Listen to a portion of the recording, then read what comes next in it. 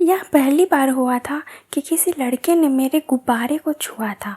मुझे बहुत अच्छा लग रहा था, जैसे कि मैं हवा में उड़ रही हूँ। मैंने अपना शरीर ढीला छोड़ दिया और फिर वह अपनी चेयर थोड़ी खिसका के मेरी दूसरी गुब्बारा पर हाथ रख दिया। मैं तो पानी पानी हो रही थी। यह कहानी मेरी सहेली रूबी की है, जो कि एक टेंट वाले के साथ ऐसा फंसी कि उसकी लाइफ बन गई और उन दोनों ने मिलकर जवानी के बहुत मजे लिए। रूबी खुद बताती है कि कैसे पिछले महीने मामू की शादी थी, तो मैंने ढेर सारी शॉपिंग करके और लगभग 3 दिन पहले ही मामू के घर पहुंच गई। मेरे मामू घर के सामने एक कच्ची मिट्टी का घर बना हुआ था, तो शाम के टाइम बाहर निकलती तो उस घर में एक लगभग 20 साल का लड़का मेरी और कुछ ज़्यादा ही देख रहा था। मुझे लगा कि शायद मैं पहली बार आई हूँ तो मुझे देख रहा होगा, लेकिन मैं बार बार देख रही थी कि वह कुछ भी काम करता तो मेरी ओर देखता रहता। उसका देखना भी जायज़ बनता था, क्योंकि मैं मामा की शादी में आई थी तो कुछ ज़्यादा ही बन ठन के आई थी। मैंने रेड कलर की चोली और रेड कलर का ही घाघरा खरीदा था और मेरी बचपन से आदत थी कि मैं चाहे बाजार जाती चाहे कॉलेज, पर लिपस्टिक जरूर लगाती हूँ, जिससे मैं और भी ज़्यादा सुंदर लगती थी। शायद वह लड़का मेरी लिपस्टिक पर ही मर मिटा था, लेकिन मैं उसको ज़्यादा भाव नहीं दी और मामा के घर लौट आई। रिश्तेदार थोड़ा ज़्यादा थे तो मैं उन्हीं में बिजी हो गई। अगले दिन सुबह सुबह बारात जानी थी, तो मैं थोड़ा जल्दी ही उठी और खुद को ठीक किया और अच्छे अच्छे कपड़े पहने।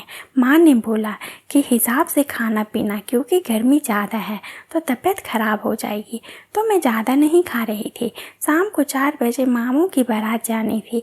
मैंने माँ से बोली कि माँ मुझे भी जाने दो, तो माँ ने बारात जाने से मना कर दिया। यह बात मेरे मामू सुन रहे थे। वह बोले कोई नहीं, जाने दो, क्या हुआ, वैसे भी आजकल लड़कियां जाने लगी है, नया फैशन आ गया है। तुम भी दीदी पुराने ख्यालों में उलझी पड़ी हो। तो माँ चिल्लाते हुए बोली ले जाना है तो ले जाओ। मामू बोले ठीक है, तुम तैयार होकर मेरी गाड़ी में बैठ जाना। मैं तो जैसे खुश हो गई थी कि चलो कहीं और घूमने जाऊंगी। वैसे भी सिर्फ मामा के घर के अलावा कहीं आते जाते नहीं हैं। सारी रस्में पूरी हो गई और मामू के बारात शाम को 7 बजे निकल पड़े। करीब 1 घंटा के सफ़र के बाद बारात पहुंची और मैं उतरी तो एक बड़ा सा टेंट लगा हुआ था। शायद बारात पहुंच गई थी तो टेंट वाला भी टेंट लगा रहा था। टेंट में कई सारे कुर्सियां भी पड़ी थी, तो बहुत सारे लोग उन सभी कुर्सियों पर बैठ गए। मेरे बाजू में ही टेंट वाला खड़ा होकर पाइप लगा रहा था और बार बार मुझे देख रहा था, जैसे उसको लग रहा था कि मैं उसकी गर्लफ्रेंड हूँ। कई बार तो उसने पाइप लगाते हुए मुझे टच किया। मुझे अजीब लगा, जैसे किसी ने मेरे शरीर पर गुदगुदी किया हो। मैंने एक बार उसकी ओर देखा। वह लड़का बड़ा स्मार्ट था, लेकिन थोड़ी देर बाद वहाँ से गायब हो गया। मेरी नज़रें उसी को ढूंढने लगी। फिर मैंने अचानक देखा कि वह लड़का दूसरे किनारे पर पाइप लगा रहा था। उसके बाद नाश्ता आया, सबने नाश्ता किया। मामा मामी के घर बाकी की रस्में पूरा करने के लिए चले गए और किसी कारण मैं मामू के साथ जा नहीं पाई और मैं उसी टेंट में बैठी रही। लगभग सारे बाराती इधर उधर खाने में लगे थे और मैं उसी चेयर पर बैठी रही, लेकिन वह टेंट वाला तो जैसे मुझे देखकर पागल ही हो रहा था। मैं भी एकदम जवान थी। मेरी नई चोली में उठे हुए मेरे छोटे से गुब्बारे, जिन्हें देखकर आहें भर रहा था।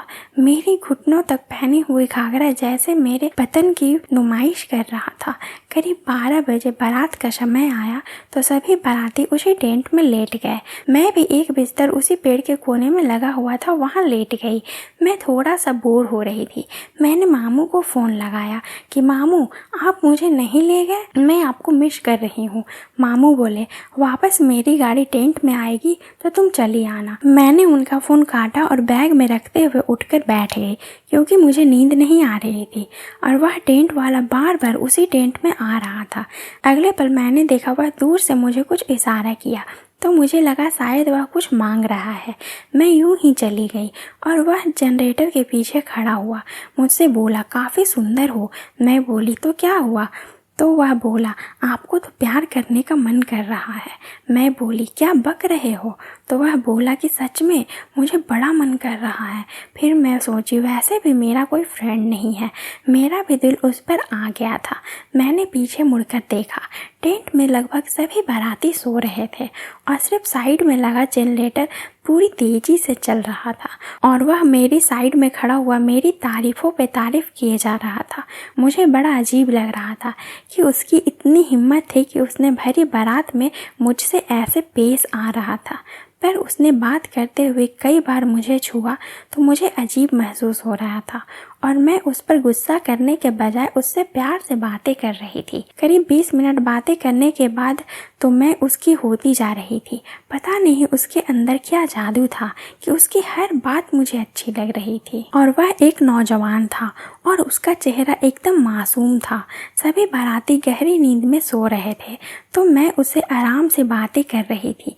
अगले पल वह 2 कुर्सी उठाकर लाया और जनरेटर के पीछे डाल दी, जिस पर उसने इशारा किया कि बैठ जाओ। तो मैं बैठ गई और वह टेंट के पीछे का साइड था जहाँ से कोई कुछ नहीं देख सकता था। तो मैं आराम से बैठ गई थी, उससे प्यार से बातें कर रही थी। अब तो उसकी इतनी हिम्मत बढ़ गई थी कि वह मेरे कंधे पर हाथ रखकर बोला, आप जैसी हसीन लड़की मैंने कभी नहीं देखा। मुझे लगा कि ऐसा क्या खास है मुझ में, लेकिन मेरी नज़र उसके हाथ पे थी जो उसने मेरे कंधे पर रखा है और मेरे गुब्बारे की तरफ धीरे धीरे ला रहा था। अगले पल उसने मेरे गुब्बारे से खेलना शुरू कर दिया। वह पहली बार हुआ था कि किसी लड़के ने मेरे गुब्बारे को छुआ था।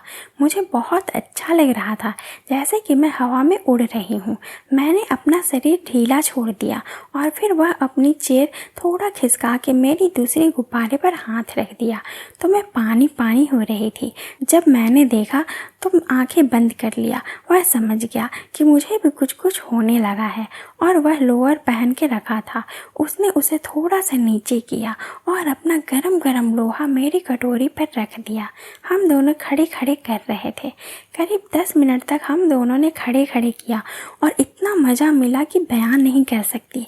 फिर उसके बाद वह हंसने लगा और पसीना पोंछते हुए चेयर पर बैठ गया। तब तक टेंट में मैंने कुछ हलचल सुनी और भागकर अपने बिस्तर पर जाकर लेट गई और लेटे लेटे सोच रही थी कि यह बारात भी मुझे जिंदगी भर याद रहेगी कि मैंने किसी टेंट वाले के साथ ऐसा प्यार किया। तो दोस्तों, अगर ये कहानी सुनकर आपके वहाँ भी कुछ हुआ तो कमेंट करिए, यस वरना नो।